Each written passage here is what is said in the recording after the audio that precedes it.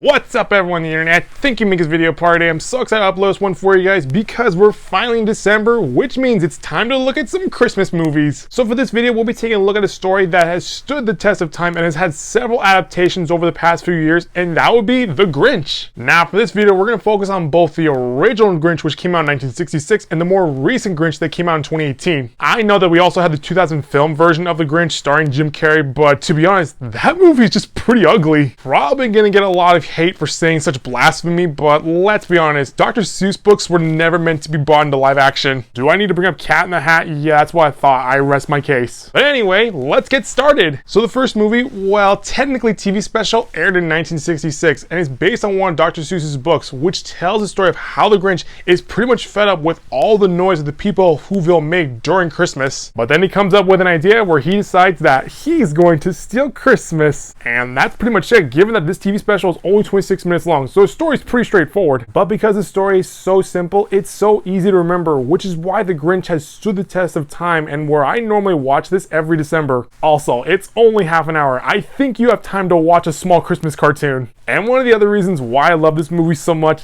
is because the song is catchy. You're a mean one, Mr. Grinch.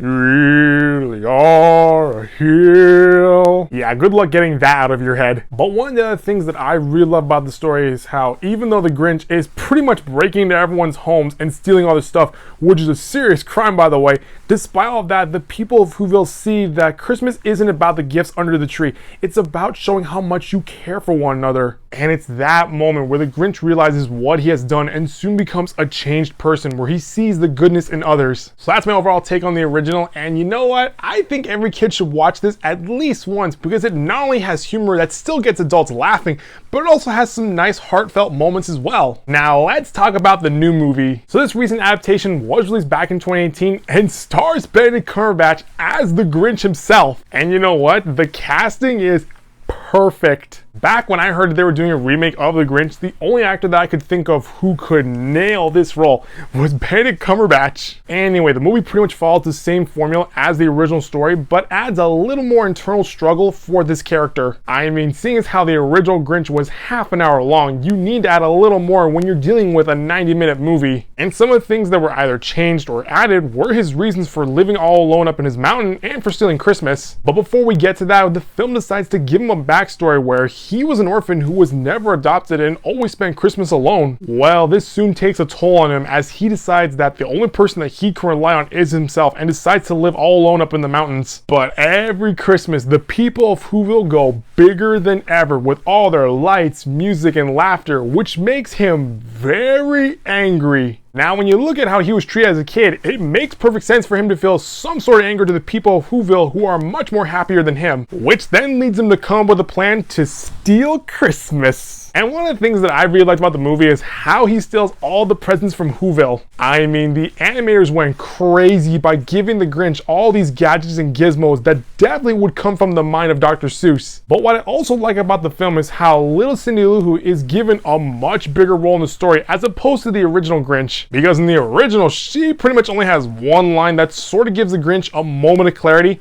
but it's a brief moment. However, in the more recent adaptation, we see her help her mom around the house, given that her mom is a single parent working constant night shifts. And by adding this small side story into the movie, it pays off for when she and the Grinch meet each other. But after the little brief encounter, a small seed of doubt is planted into the Grinch's mind, which soon begins to grow after he sees what he has done to the people of Whoville. And it's here where we find out why this character hated Christmas so much. It wasn't because of all the lights and noises that everyone was making, it was because that he hated being alone on Christmas.